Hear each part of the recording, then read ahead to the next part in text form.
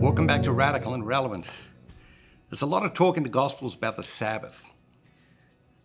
A lot of focus on what Jesus did or didn't do on the Sabbath. Because the Sabbath was so central to the Jewish tradition. It was so central to their spirituality. Today's reading is talking about the Sabbath again. It comes from the Gospel of Luke, chapter 6, verses 1 through 5. On the Sabbath, while Jesus was going through the grain fields, his disciples plucked and ate some ears of grain, rubbing them in their hands. But some of the Pharisees said, "Why are you doing what is not lawful to do on the Sabbath?" And Jesus answered, "Have you not read what David did when he was hungry, he and those who were with him? How he entered the house of God and took and ate the bread of the presence, which it is not lawful for any but the priest to eat, and also gave it to those with him. And he said to them, the Son of Man is Lord of the Sabbath." So you think about the Pharisees, right? I mean, Jesus must have just incensed them, because everything they threw at him, he came back calm, reasonable, logical, spiritual in an elevated way. And so the Pharisees, their minds would have just been, blown. What jumps out at me today, remember each day we talk about picking a word or a phrase or an idea that God uses, the Holy Spirit uses, to capture your attention.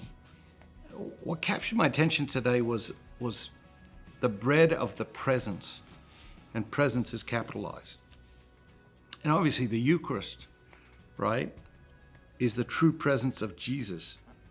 And this word presence is so powerful. I think about like being a dad, presence really matters. And, when I take a trip and I'm not there and something happens, can I talk to them on the phone? Yes. Can I talk to them over video conference? Yes. Is it the same? No, it isn't. And anytime you're far away from someone you love, you yearn for presence.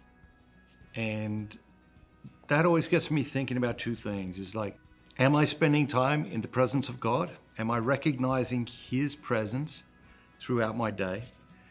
And then the other thing that it gets me thinking about is about my presence in other people's lives. And is my presence a calming influence or a disturbing influence? Is my presence the harbor or is my presence the storm? And how do I allow God to make Himself present through my presence? Or how do I block God from making Himself present through my presence? Is my presence a humble presence? Is my presence an arrogant presence? We spend a lot of time talking about the true presence of Jesus in the Eucharist, but I think we also need to think about, is our presence true presence? Is our presence an authentic presence?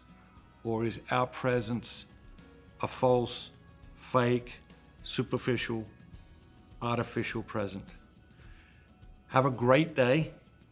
Go out in the world and be truly present to people today.